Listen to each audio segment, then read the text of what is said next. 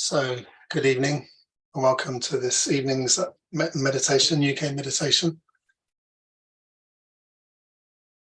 If we start off as we always do by doing namaskar and then raising kundalini and putting on bandhan.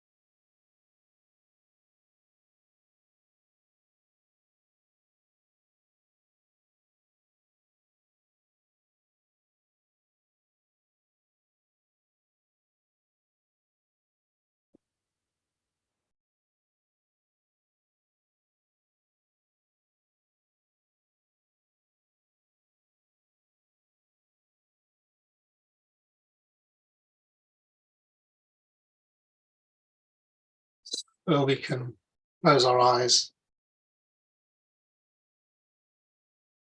bring our attention inside.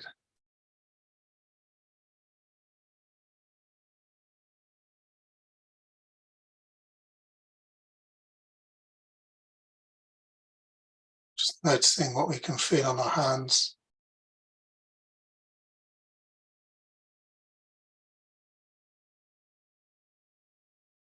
And with our attention on the top of our head.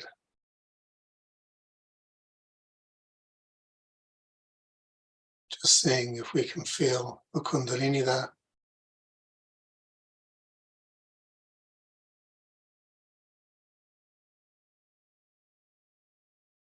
And how thoughtless or thoughtful we are.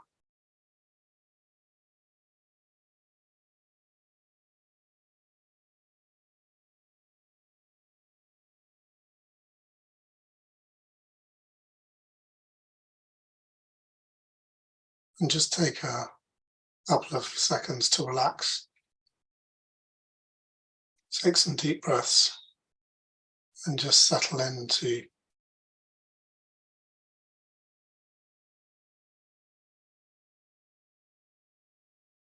this journey of meditation.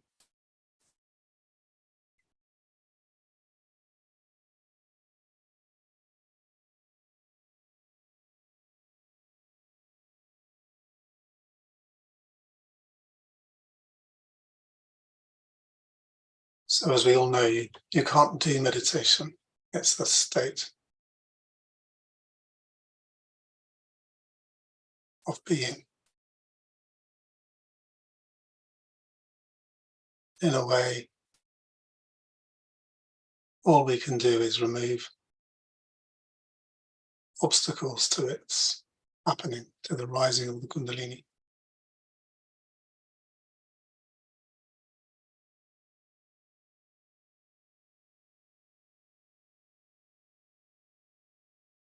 So if we start with our attention on the Muladhara, in the first chakra, Muladhara chakra.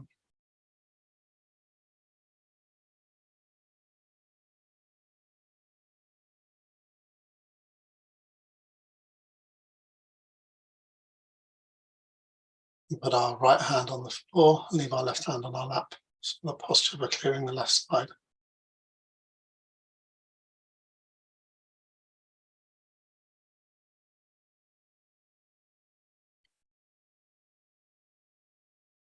And within ourselves, we can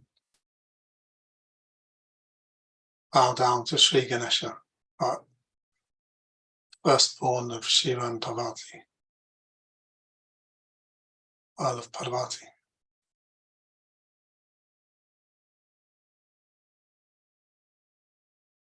Our eldest brother. We can all humbly pray to Sri Ganesh to remove all the obstacles.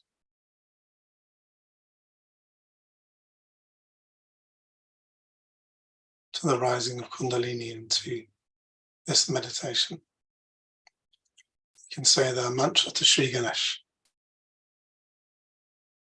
Om Tameva Sakshat Sri Ganesh Sakshat Sri Adishakti Mataji Sri Nirmala Devi Namo Namaha.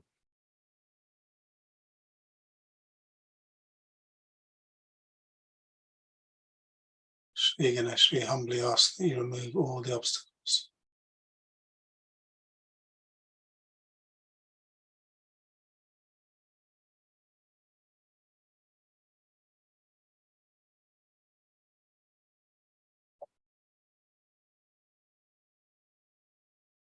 Bring our hand back on our lap, the right hand.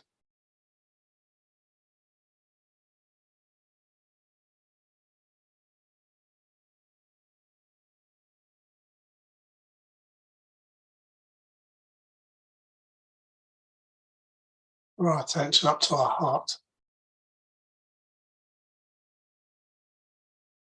Our right hand on the left heart.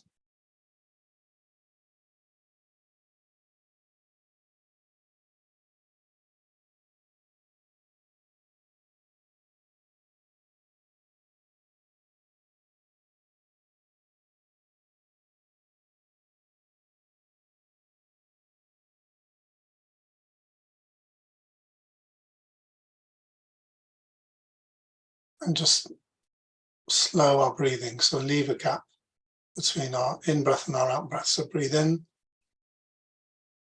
and then wait.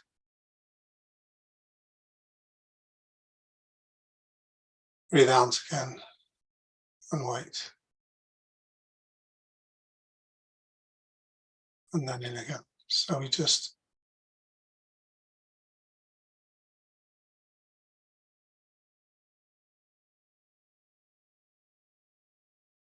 let ourselves fall into this breathing pattern. And we take a rest in between each breath.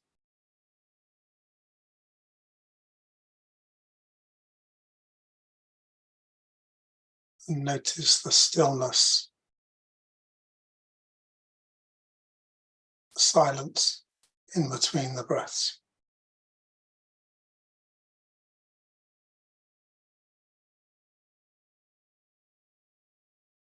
With our hand on our heart, we can say the affirmation, I am the spirit in this gap.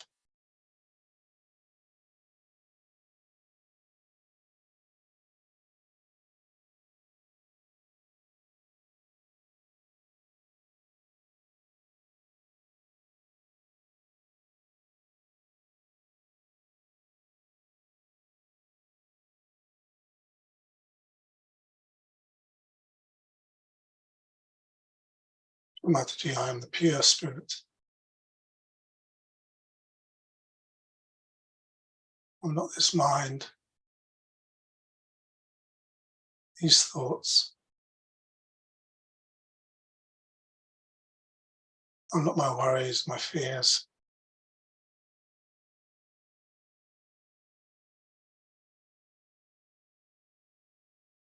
I am pure spirit.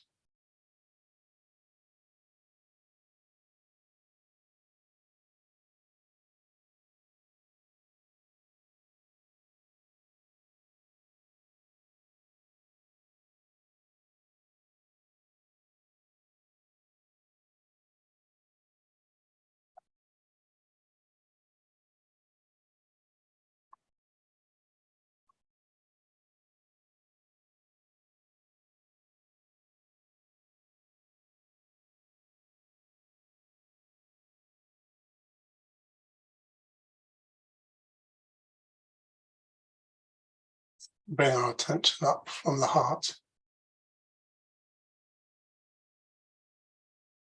up the central path,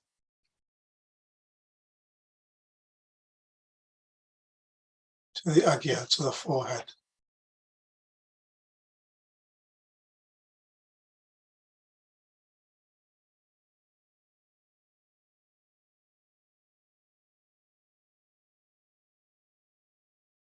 And then we can say the affirmation, Mother, I forgive everyone.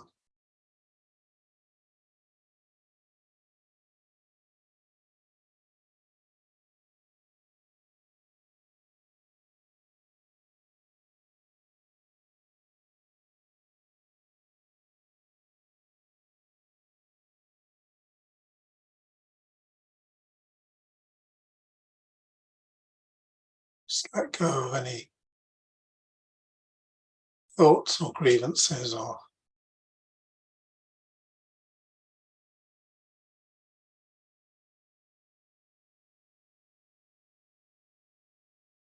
ideas we're holding on to. Mother, I forgive everyone.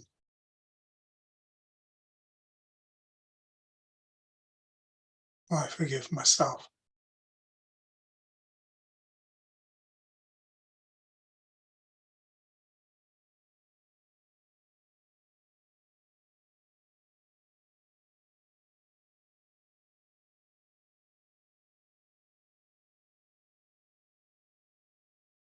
And then we want to draw our attention up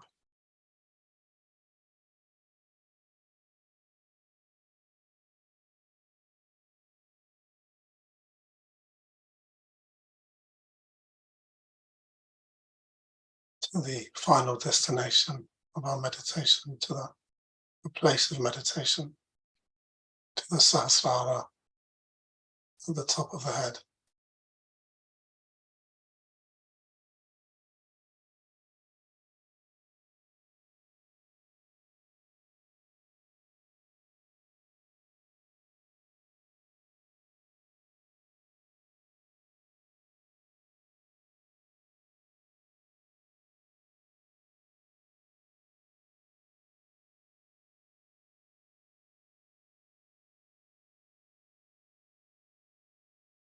See if we can let our attention be drawn up there.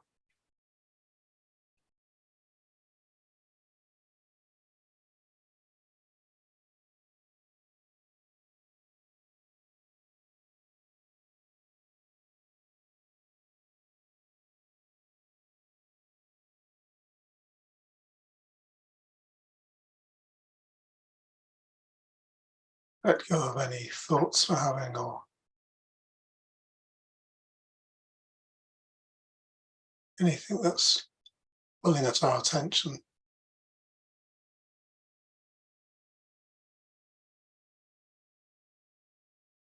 Let our attention drift up. It's the quality, as we all know, it's the natural quality of the Kundalini to rise.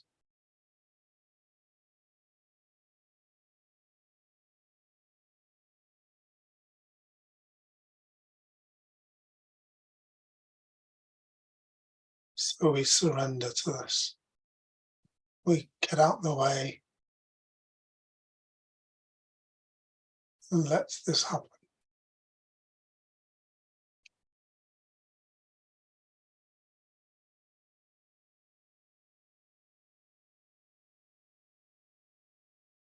And say to ourselves, Shamataji, I surrender to you. Surrender to my self-realization, to the Kundalini within me.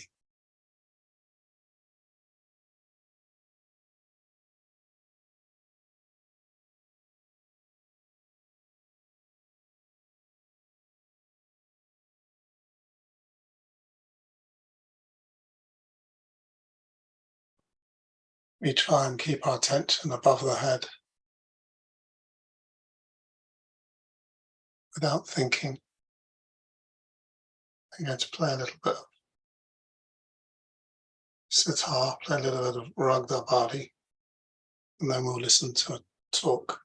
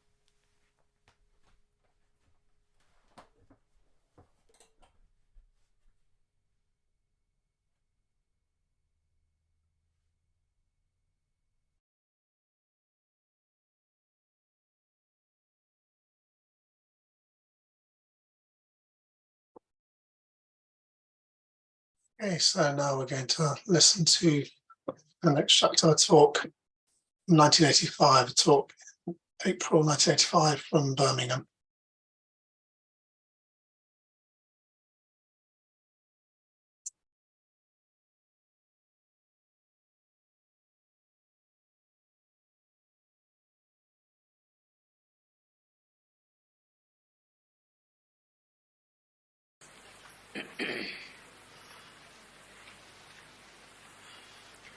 He said that at Sahasrara, the goddess incarnates as Mahamaya.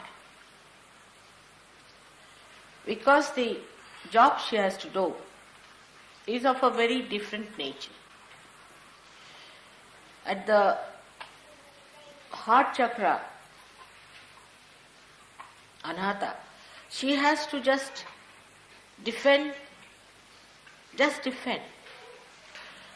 the seekers from the clutches of the evil forces, which are also not so subtle. They are very gross, like forms, human forms. And it's easy to fight and have a war with them, kill them. But at the point of Sastra, the work is very complicated. First of all, the Sahasrara of the human beings is itself a very complicated. First of all, it's not that the time is very precarious, but also every country has its own complication to add to Sahasrara. Apart from that, in Sahasrara we have got the seats of all the centers, not only the 7 centers we are dealing with. And so many nadis are worked out through Sahasrara. So the chakras where the deities have to work have to deal with much less complications than the deity at the Sahasrara, where there are so many centers and so many nadis, and it has to act on the Sahasraras of the seekers. Say for the deity at the heart or at the Vishuddhi, the people are not so complicated. They are not to be given realization. Nothing has to happen to their brains as such. Only you have to just see that they are protected through, that they achieve a sense of security. Nothing more than that.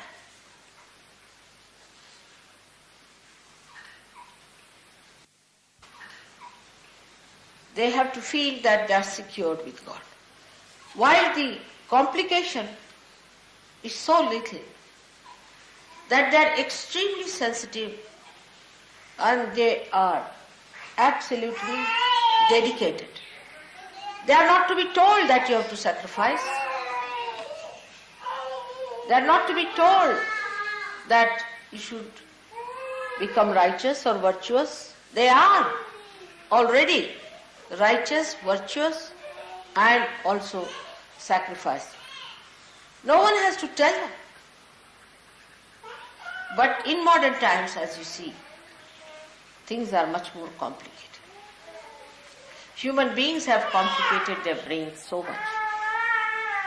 Complications after complications. when I see that, I just feel that Mahamaya is the only one who can save them.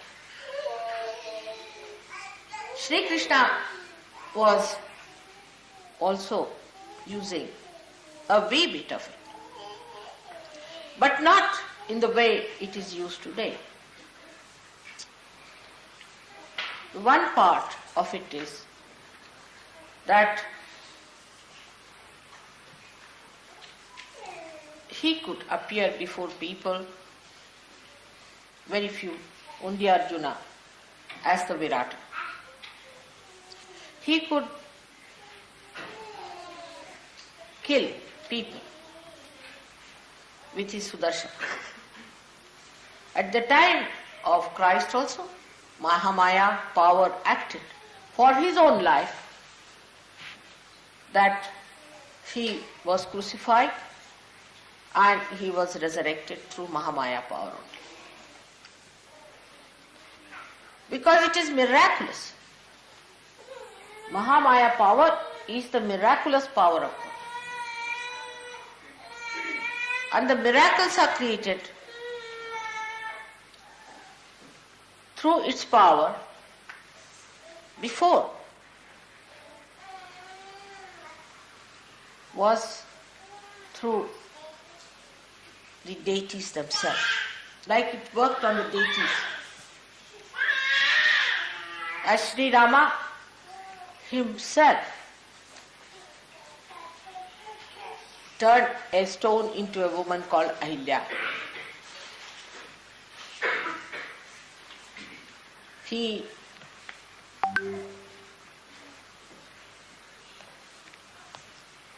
thrust an arrow into the Sita Nahani where he got the water out.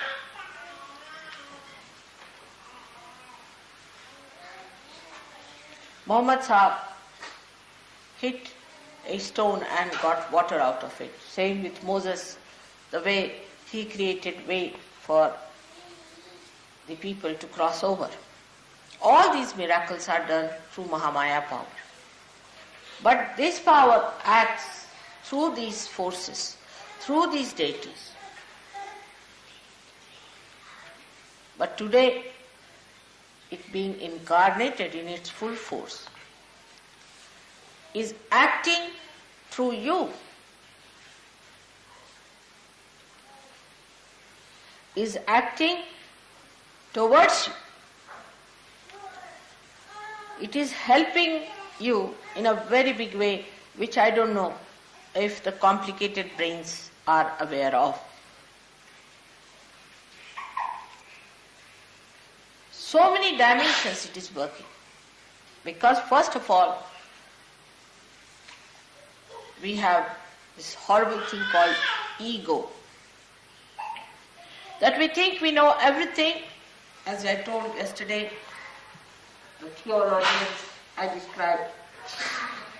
Many people in Sahaja Yoga also think like that, start thinking that they are something great. All that was first a gross attraction becomes very subtle attraction. They start using it.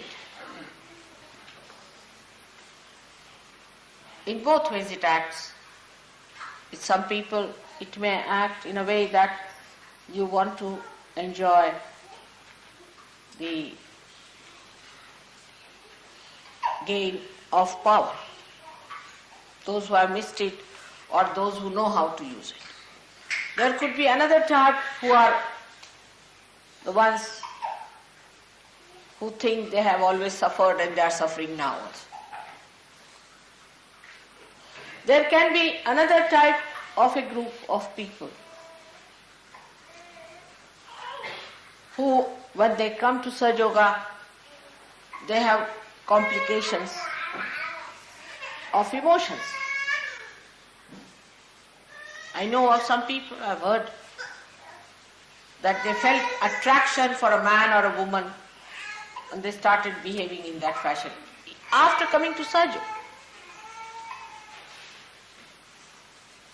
Sometimes the attraction to money, attraction to greed and lust becomes subtler. So the Mahamaya, being the subtler force, is the subtlest of all, which you cannot understand and can explain through your brains at all.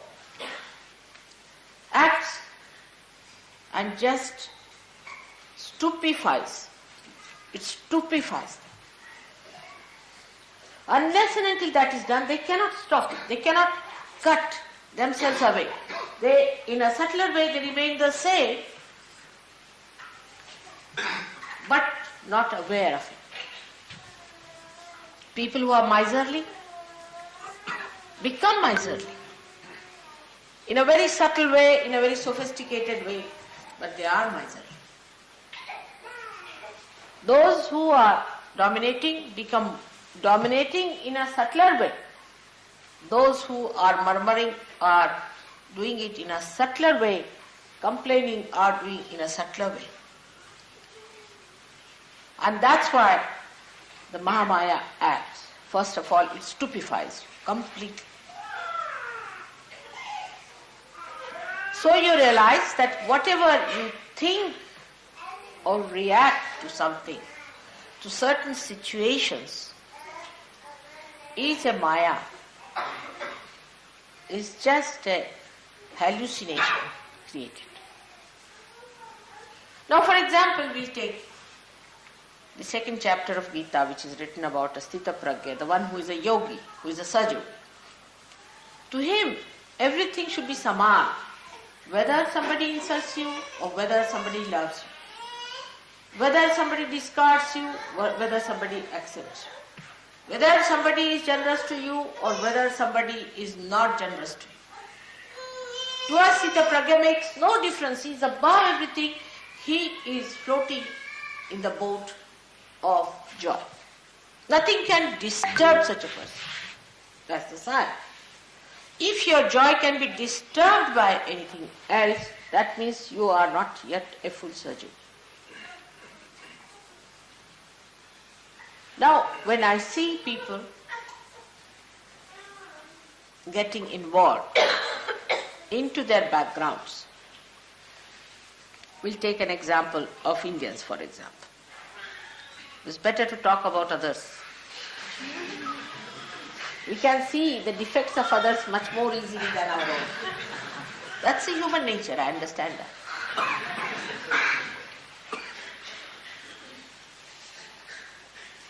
Now the Indians are very clever as far as the spiritual side is concerned, I must say. Now they would say that we must have at least 10 pujas somehow when mother comes in. So they'll manage, this is also there, then this is also there, then what about Muhammad Sahab's birthday, then what about Moses' birthday, which they don't know but they'll find out sometime.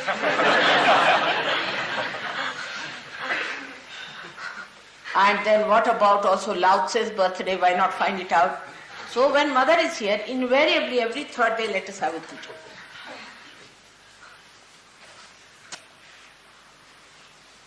So, I understand them very well.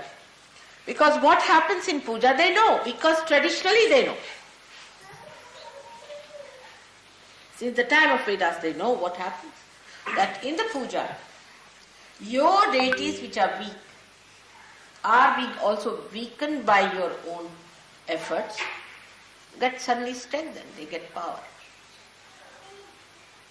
And that's what you feel the power. But that's again, I would say, a temporary sensation. Because if you cannot maintain that vitality in them,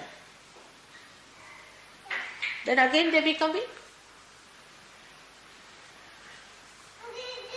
So they know at the time of the puja, we get that strength, so why not use mother nicely, fix her up.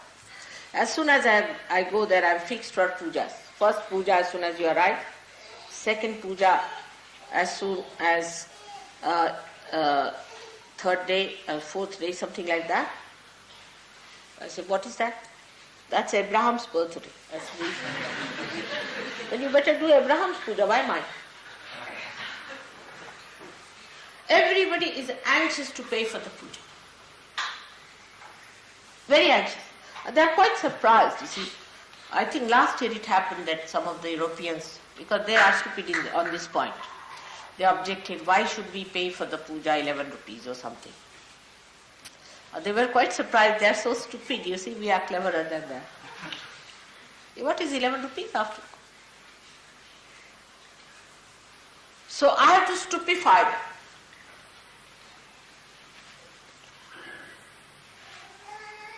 And then once they are stupefied during puja time, somehow invariably it happens that they can't do the puja.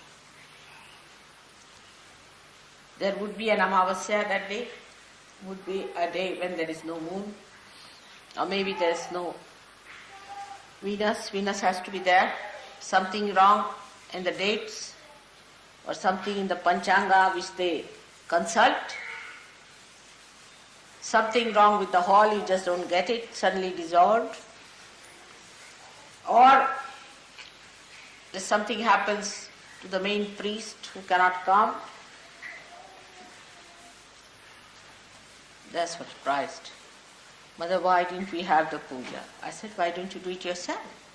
Work it out. You have to deserve so many pujas the way you are fixing me up. Do you deserve that? Do you have the pitchers to fill in all the grace that I want to flow? Normally, any fake guru would love to have pujas after pujas because he doesn't have to do anything. You sit down, take all the money that comes in. Then they realize why everything has failed despite its puja day. Why? Because Mahamaya's job is somehow to manage your asset. First to cleanse you. Even cleansing is so difficult because in a country like England or America or all these places where the ego is so strong, if you tell anybody that's wrong with you, they are willing to leave Sahaja Yoga. If not Sahaja Yoga, they will say, no, mother, how can that be? I am perfectly all right, others are wrong.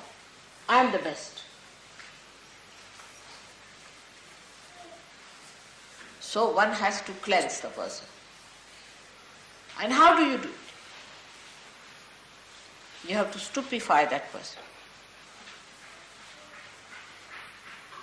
And that person himself has to realize, because in these modern times you cannot tell anything to anyone directly. They think they are obliging me by being in Sahaja Yoga.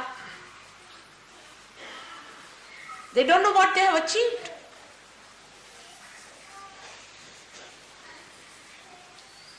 There was a fellow who was very bad, I must say, in a way. He got a very big job somewhere. He told me he's got a big job. And then he started misbehaving with some person. And he lost the job. What happened? I don't know. They wrote to me that we are not wanted anymore.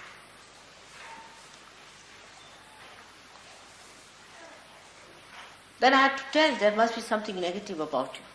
And then he confessed the thing to me. But why go this circuitous pain?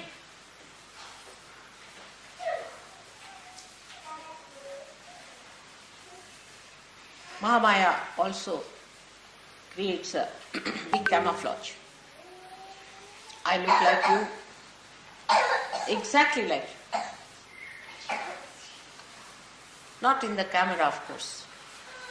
Camera is the one that exposes me many a times.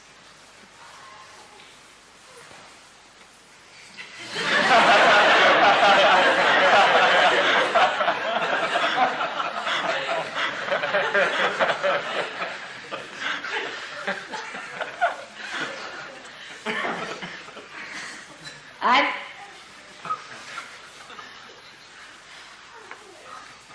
your eyes can sometimes discern something. you see some things, but you forget what you have seen. You forget all that. That's also Mahamaya, Bhranti Rupena Samstita. That also gives you illusions. You forget all that.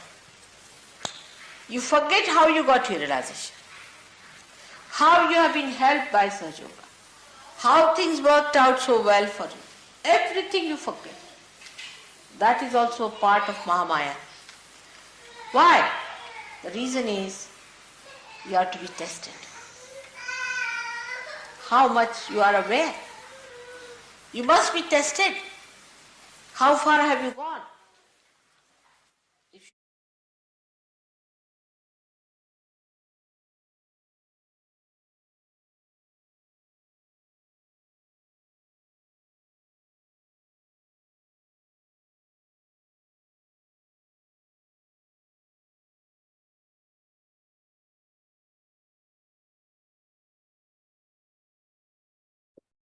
So we will just listen to this final piece of music to finish our meditation. Avani Ashtakam, very beautiful.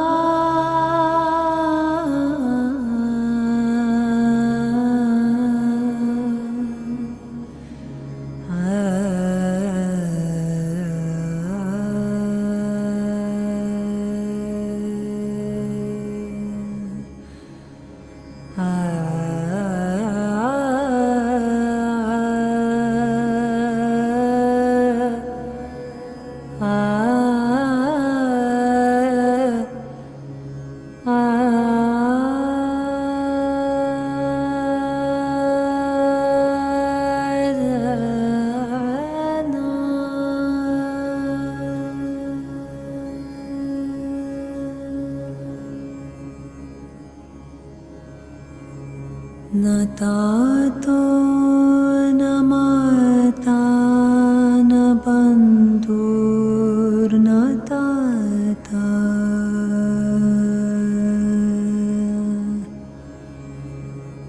न पुत्रो न पुत्री न भृत्यो न भर्ता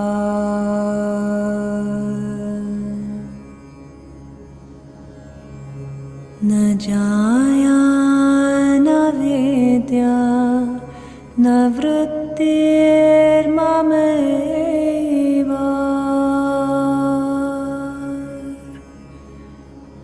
कतिस्त्वं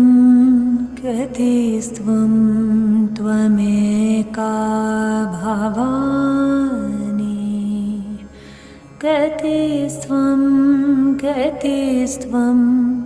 त्वमेका भवानि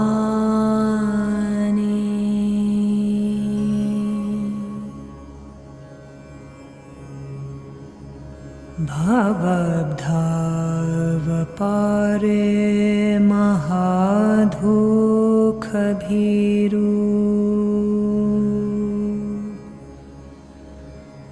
पपाथा प्रकामे प्रलोभे प्रमथा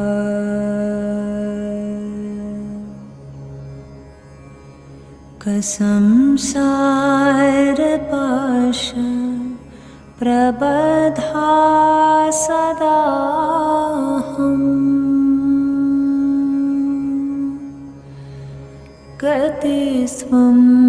कतिस्त्वं त्वमेका भवानि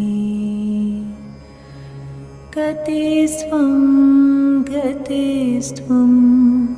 त्वमेका भवानि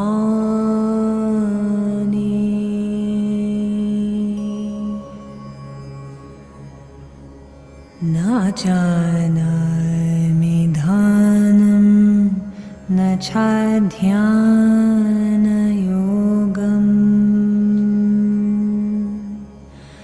न जानामि तन्त्रं न च स्तोत्रमन्त्रम्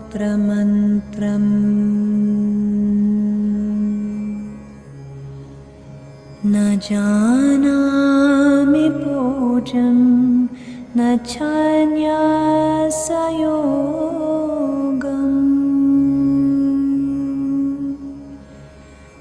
गतिस्त्वं गतिस्त्वं त्वमेका भवानि गतिस्त्वं गतिस्त्वं त्वमेका भवानि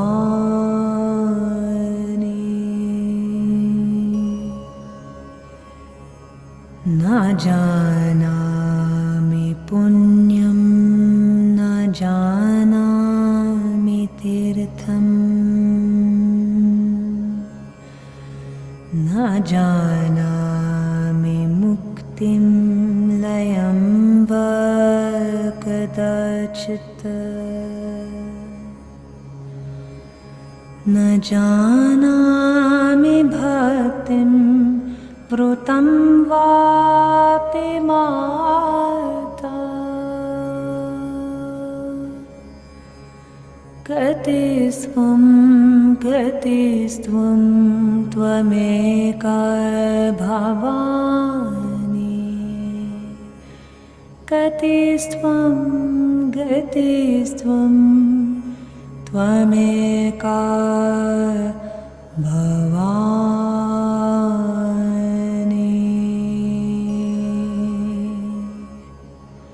त्वमेका भवानि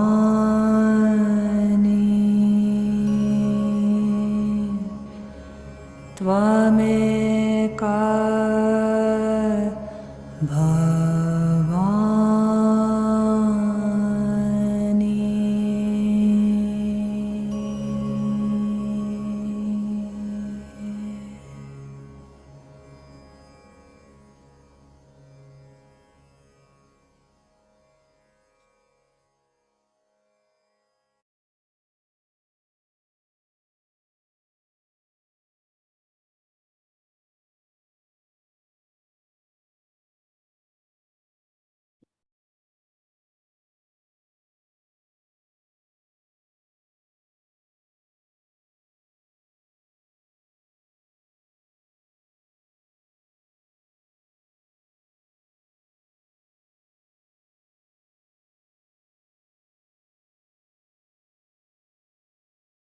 So we can draw our meditation to a close.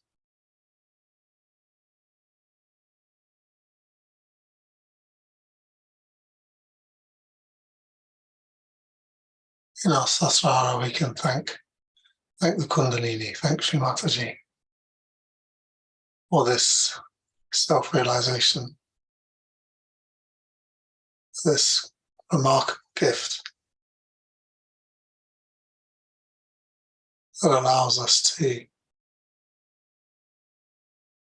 be in the state of meditation.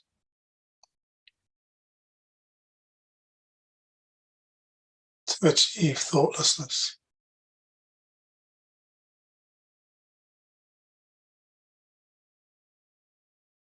And have our attention beyond our mind, beyond the trappings and the contortions of our thinking mind.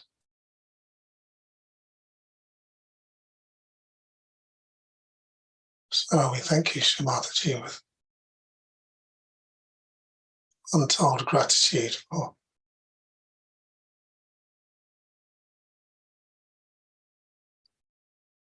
blessing us with this capacity that you've given to us all.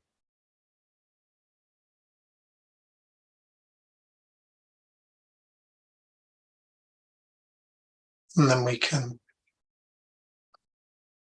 raise Kundalini and put on Bandhan and do Namaskar. I will also put on some more music so that those who want to continue meditating can do so a little bit longer. So thank you, all of you, for joining this evening.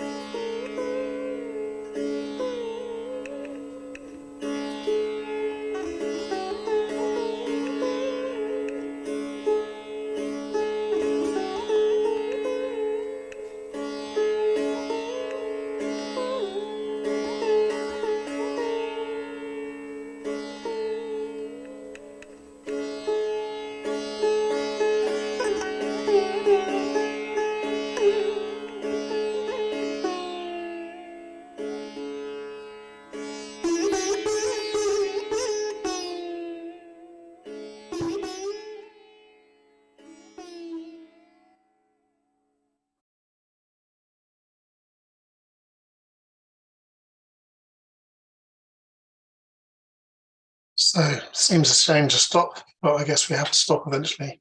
So I'm going to finish the stream now. Thank you very much for joining, and see you all next time.